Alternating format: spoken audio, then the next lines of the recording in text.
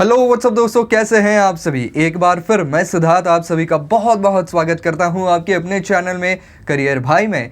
दोस्तों आज हम बात करने वाले हैं कि एक टेली कॉलिंग एग्जीक्यूटिव का काम क्या होता है। सबसे पहले तो हम ये जानेंगे कि भाई टेली कॉलिंग एग्जीक्यूटिव क्या होता है, उसके बाद उनकी जिम्मेदारियों के बारे में भी हम जानने वाले हैं।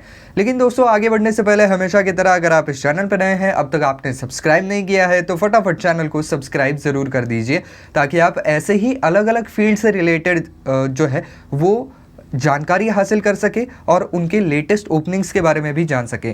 तो चलिए दोस्तों शुरू करते हैं। तो दोस्तों यहाँ पर सबसे पहले समझ लेते हैं कि टेली कॉलिंग एग्जीक्यूटिव आखिर क्या होता है। तो दोस्तों अगर एकदम ही सिंपल शब्दों में आपको कहना चाहूँ तो ये भी एक सेल्स का ही जॉब है।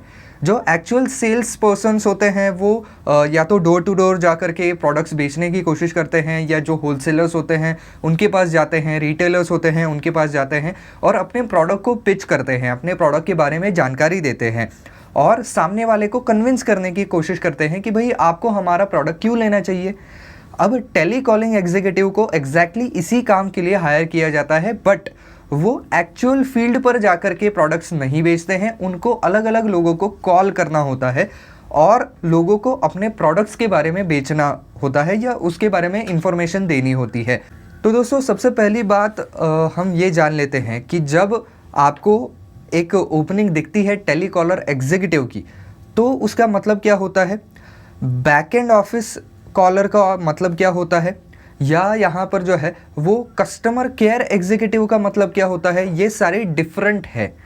कस्टमर केयर एग्जीक्यूटिव को तभी यहाँ पर हायर किया जाता है जब एक प्रॉपर कंपनी है जिनका प्रोडक्ट बेचने का पूरा सिस्टम जो है वो सॉर्टेड है, लेकिन उनके प्रोडक्ट के बारे में अगर किसी को कुछ सवाल हैं तो उनके लिए यहाँ पर कस्टमर केयर एग्जीक्यूटिव रखा जाता है। साथ ही साथ जो बैक एंड ऑफिस वाले होते हैं, बैक एंड ऑफिस कॉलर्स होते हैं, उनको स्पेशली टेक्निकल अगर कुछ प्रॉब्लम्स आती है तो उनको ओवर कॉल ट्रबल शूट करने के लिए हायर किया जाता है।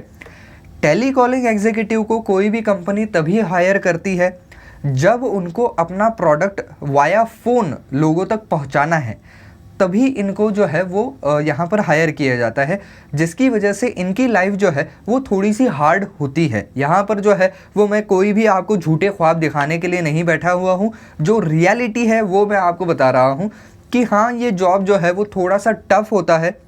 क्योंकि क्या है कि जब भी आप आपके कस्टमर्स को कॉल करते हैं, पोटेंशियल कस्टमर्स को, तो हो सकता है कि आपकी पूरी बात सुने बगैर ही जैसे ही उनको ये पता चलता है कि आप कुछ बेचने की कोशिश कर रहे हैं, तभी आपको जो है वो हंग अप किया जाए, यानी कि आपका कॉल रख दिया जाए। या कई बार जो है वो आपके कस्टमर्स जो है वो एंग्री भी हो सकते हैं, उनको गुस्सा आ सकता है और वो जो है वो आपसे बदतमीज़ी से भी बात कर सकते हैं। तो इसकी वजह से ये एक टफ जॉब है कि ज़्यादा से ज़्यादा लोगों को जो है वो कन्विंस करने की कोशिश करना। आपका बात करने का ढंग ऐसा होना चाहिए कि भाई फ़ोन जो है वो काटा नहीं जाएगा, बल्कि आपकी सुनी जाएगी कि कुछ इंटरेस्टिंग बोल रहा है भाई, कुछ नया बोल रहा है। तो इसकी वजह से ये स्किल एक तो आपके अंदर होना चाहिए। तो अब हम एक्चुअल पार्ट में जाते हैं कि इनको क्या क्या करना होता है। सबसे अव्वल बात तो मैं आपको बता दूँ कि जब इनको हायर किया जाता है, आप अगर फ्रेशर भी हैं तो भी कोई इसमें प्रॉब्लम नहीं आएगा, फ्रेशर्स के लिए भी ये जॉब ओपनिंग्स रहते हैं।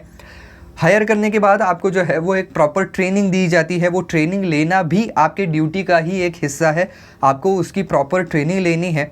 आपको एक पूरी स्क्रिप्ट भी दी जाती है कि क्या क्या बोलना है। सबसे पहले आपने सुना होगा कि जब भी टेलीकॉलर्स आपको फ़ोन करते हैं, आप फ़ोन उठाते हैं, तब वो एकदम ही प्रोफेशनल मैनर में बिल्कुल उनकी जो रटी हुई लाइनें हैं वो फटाफट बोल देते हैं कि hello sir, good morning, I am talking from XYZ company, my name is Siddharth. मैं आपको इस प्रोडक्ट के बारे में जानकारी देने के लिए आपको फ़ोन किया हुआ हूँ।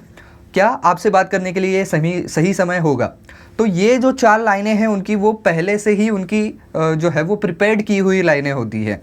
तो वो कैसे बोलनी है, कॉन्फिडेंस के साथ कैसे बोलना है, ये सब कुछ उनको सिखाया जाता है। तो वो ट्रेनिंग लेना है आपको सबसे पहले।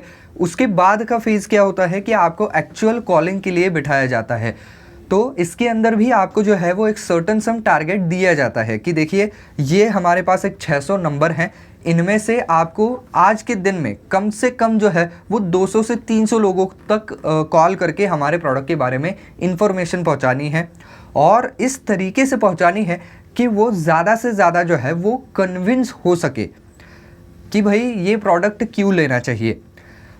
आपकी ड्यूटी का और एक हिस्सा ये भी आता है कि आपको खुद को उस प्रोडक्ट के बारे में बिल्कुल अच्छी तरीके से जानकारी ले लेनी है पहले से ही। ऑब्वियसली ये आपको जो है वो ट्रेनिंग के दौरान सिखाया ही जाता है, लेकिन जो नए नए प्रोडक्ट्स आते हैं उनके बारे में आपको सबसे पहले जो है वो इन्फॉर्मेशन बढ़िया तरीके से लेनी होगी, ताकि अगर सामने वाला इंटरेस्टेड है, वो अगर 4 सवाल पूछता है तो आपको उनके जवाब देना आना चाहिए। इसकी वजह से यहाँ पर ये चीज़ बहुत ज़्यादा ज़रूरी हो जाती है कि आपको प्रोडक्ट की इन्फॉर्मेशन बड़े अच्छे तरीके से होनी चाहिए। अगली चीज़ ये है कि आपका कम्युनिकेशन स्किल्स जो है वो भी आपके एक ड्यूटी का ही हिस्सा है। जितने अच्छे होंगे कम्युनिकेशन स्किल्स उतना ही ज़्यादा आपके लिए बेहतर होगा। ऑब्वियसली आपके ड्यूटी का हिस्सा ये भी है कि आपको ज़्यादा से ज़्यादा जो कॉल किए हुए हैं उनको कन्वर्ट करना है। आप अगर मान लीजिए कोई सेमिनार के बारे में इंफॉर्मेशन दे रहे हैं तो ज़्यादा से ज़्यादा लोगों तो कन्वर्ट करना है आपको कि वो कैसे सेमिनार के लिए एनरोल करें। साथ ही साथ आपको जो है वो नई नई जो आपकी कंपनी की पॉलिसीज़ आ रही हैं या कोई ऑफ़र्स आ रही हैं, इनके बारे में भी जानकारी लेते रहना पड़ेगा और वो लोगों तक पहुंचाना पड़ेगा। इसके अलावा आपको जो है वो आपके काम का और एक हिस्सा ये भी होता है कि एक तो सबसे पहली बात पोलाइटली बात करनी है। दूसरी बात यह है कि बात करते करते जो है, अभी अगर आपकी डील क्लोज नहीं हो रही है, वो बाद में कर रहे हैं, तो ज़्यादा से ज़्यादा ये करने की कोशिश करनी है कि कैसे मैं बाद में उनका एक फ़िक्स समय और फिक्स डेट ले सकूं कि इस डेट पर मैं आपको कॉल करने वाला हूं सर, और तब हम फिर से बातचीत करेंगे। और बाद में उनके सारे डिटेल्स आपको लिख करके रखने होते हैं कि उनसे क्या बातचीत हुई है, कब दोबारा कॉल करना है, और उसके बाद उसका फॉलोअप भी आपको लेना है। और कोशिश करनी है कि फॉलोअप के लिए जब कॉल किया जाए तब आप उनको कन्वर्ट करें ही करें, क्योंकि अगर उन्होंने थोड़ा सा इंटरेस्ट दिखाया है तो इसका मतलब ये है कि ये आपके पोटेंशियल कस्टमर्स हो सकते हैं। तो इसकी वजह से एक फॉलोअप लेना, उसका पूरा एक लेखा जोखा रखना, ये भी आपके काम का हिस्सा है। अगली चीज़ दोस्तों ये भी आती है, कई बार टेलीकॉलिंग एग्जीक्यूटिव्स को ही जो एग्जिस्टिंग आपके कस्टमर्स हैं उनकी तरफ से जो भी कोई फीडबैक्स वगैरह आते हैं उनको रिसीव करने का काम भी टेलीकॉलिंग एग्जीक्यूटिव्स को दिया जाता है, ताकि उनके अगर कोई ग्रीवेंसेस हैं, कोई कंप्लेंट्स हैं, तो वो भी आप सुन सके, उनको भी आपको नोट डाउन करके रखना है, अपनी तरफ से बेस्ट सोल्यूशन देने की कोशिश करनी है। इसके अलावा आपको जो है वो सारे के सारे जो सक्सेसफुल और अनसक्सेसफुल जो सेल्स हैं उनका पूरा एक रिकॉर्ड रखना पड़ता है, क्योंकि ये आपकी सैलरी के मामले में बहुत ज़्यादा काम में आता है। क्योंकि टेलीकॉलिंग जॉब, जैसा मैंने पहले कहा कि टफ़ ज़रूर है, लेकिन ये रिवॉर्डिंग भी उतना ही है।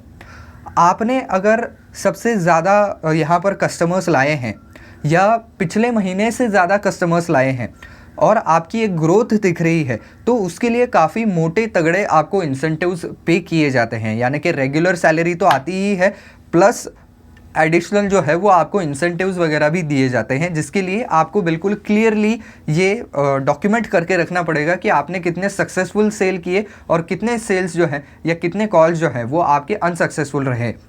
इसके अलावा टेलीकॉलिंग एग्जीक्यूटिव के लिए एक सबसे बड़ा एसेट है और ये भी उनके काम का एक हिस्सा है, और वो चीज़ ये है कि आपको आपके सारे के सारे जो कॉन्टैक्ट लिस्ट हैं उनको हमेशा अपडेट करते रहना है, क्योंकि ये जो सारे कॉन्टैक्ट्स हैं यही आपका सबसे बड़ा एसेट है। अब ये कॉन्टैक्ट जो है वो आपको हर जगह से मिल सकते हैं। हो सकता है कि कंपनी के पास अपना कुछ डेटाबेस हो, वो आपके कॉन्टैक्ट लिस्ट में जुड़ जाते हैं। आपके कुछ पहचान वाले लोग हों, उनको आप कॉन्टैक्ट लिस्ट में जोड़ सकते हैं।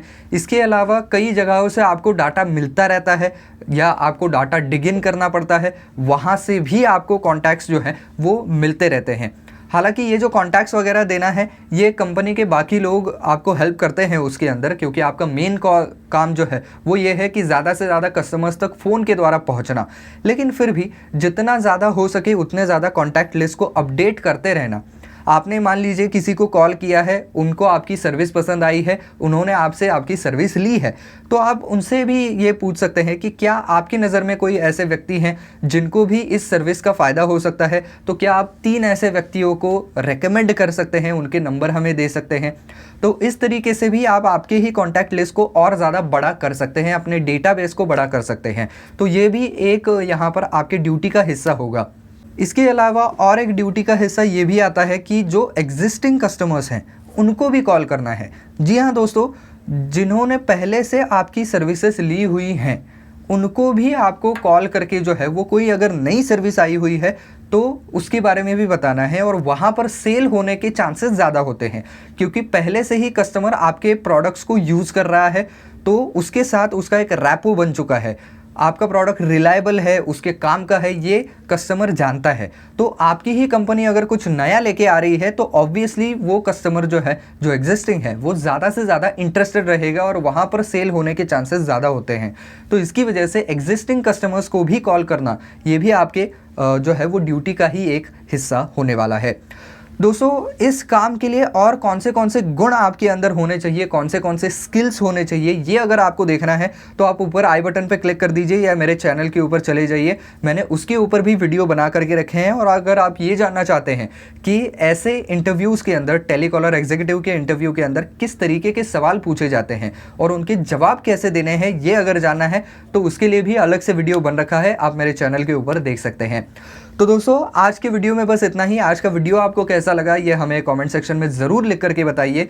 ज़्यादा से ज़्यादा वीडियो को लाइक कीजिए, और आपको अगर लगता है कि आपके इर्द गिर्द कोई ऐसे व्यक्ति हैं जिनके लिए ये जॉब सूटेबल हो सकता है तो उन तक ये वीडियो ज़रूर पहुंचा दीजिए, यानी कि वीडियो को शेयर कर दीजिए।